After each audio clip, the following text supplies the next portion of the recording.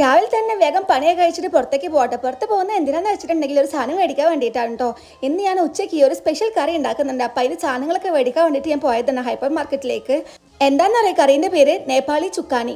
അപ്പോൾ അത് ഉണ്ടാക്കാൻ വേണ്ടിയിട്ട് 3 ടേബിൾ സ്പൂൺ കട്ടത്തൈര് എടുക്കാട്ടോ. അത് നന്നായിട്ട് ഉടച്ചു കൊടുക്കണേ ആ ഒരു തൈര്.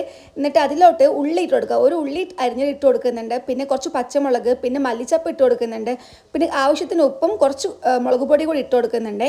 എന്നിട്ട് വേവിച്ച് വെച്ച 2 ഉരുളക്കിഴങ്ങ് അരിഞ്ഞതും ഇട്ട് കൊടുക്കുന്നുണ്ട്.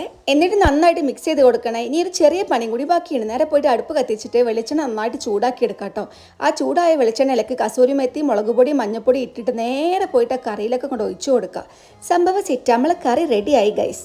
അതങ്ങോട്ട് ഇളക്കി യോജിപ്പിച്ചിട്ട് ഒരു പ്ലേറ്റിലെ ചോറെടുത്തിട്ട് ഇങ്ങോട്ട് ഒരു പിടി പിടിക്കണ്ട മോനെ, വേറെ ലെവൽ സെറ്റ് സാധനം കേട്ടോ. അടിപൊളി ടേസ്റ്റാണ് കഴിക്കാൻ വേണ്ടിയിട്ട്. ഞാൻ പിന്നെ ഉപ്പയ്ക്കും ഉമ്മയ്ക്കും കൊണ്ടു കൊടുത്തിട്ടുണ്ടായിരുന്നേ. സോ അത്രയുള്ള ഗൈസ്, സംഭവം അടിപൊളിയാണ്. നിങ്ങളും ഉണ്ടാക്കി നോക്കാൻ മറക്കണ്ട കേട്ടോ.